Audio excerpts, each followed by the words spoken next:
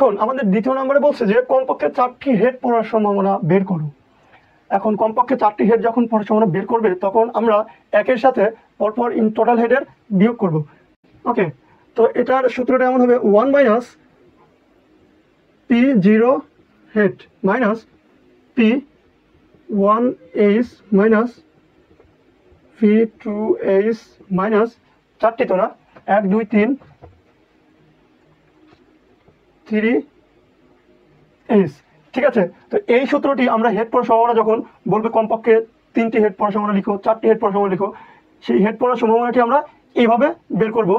এবং তোমরা এখানে বলতে পারো যেখানে 0H কি জন্য লিখলাম, কারণ যখন বিয়োগ করবো তখন আমরা সর্বনিম্ন সংখ্যা থেকে বিয়োগ করার চেষ্টা করব, একের মধ্যে থেকে যত বাদ দেওয়া যায়। ঠিক আছে, তো 1 মাইনাস এখানে টোটাল হচ্ছে 2 5 6, আমরা যে পি এর মানটা পেয়েছি 2 5 5 6 বা মোট নমুনা সংখ্যা, এটা মোট নমুনা সংখ্যা। হ্যাঁ, এরপরে আমাদের মুদ্রা 8 বার কতবার নিক্ষেপ করা হয়েছে? 8 বার। তাহলে এন এর মান এখানে এরকম হবে হচ্ছে 8C0 মাইনাস 2 5 6, এখানে 8C1 minus 2 5 6, 8C2 minus 2 5 6 and 8C3 বলতে 4 বার, 1 2 3 4, এই 4 বার বের করার সম্ভাবনাটা আমরা লিখে ফেললাম।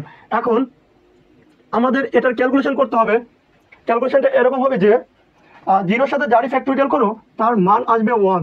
ঠিক আছে, তাহলে 2 5 6 বিয়োগ এখানে হবে 8 2 5 6 বিয়োগ এখানে আসবে 28 ডিভাইডেড 2 5 6 মাইনাস এরপরটা কত আসবে 8 5 ডিভাইডেড 3, এখানে 56 সমান 2 5 6। এখন আমাদের ইন টোটাল লসাগুটা যদি 2 5 6 হয় তাহলে 2 5 6 বিয়োগ 1 বিয়োগ 8 বিয়োগ 28 বিয়োগ 56।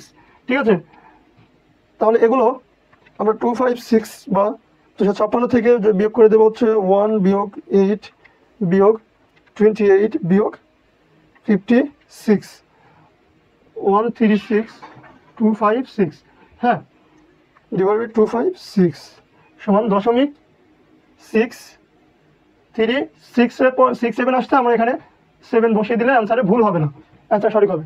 তো মূলত দ্বিতীয়টি কমপক্ষে 4টি হেড পাওয়ার সম্ভাবনাটি আমরা এভাবে বের করবো। এবং তোমরা একটা জিনিস খেয়াল রাখবে, যখন বলবে 4টি হেড পাওয়ার সম্ভাবনা বা 3টি হেড পাওয়ার সম্ভাবনা, তখনই তোমরা এই সূত্রটাকে ফলো করে সমাধান করার চেষ্টা করবে। ঠিক আছে।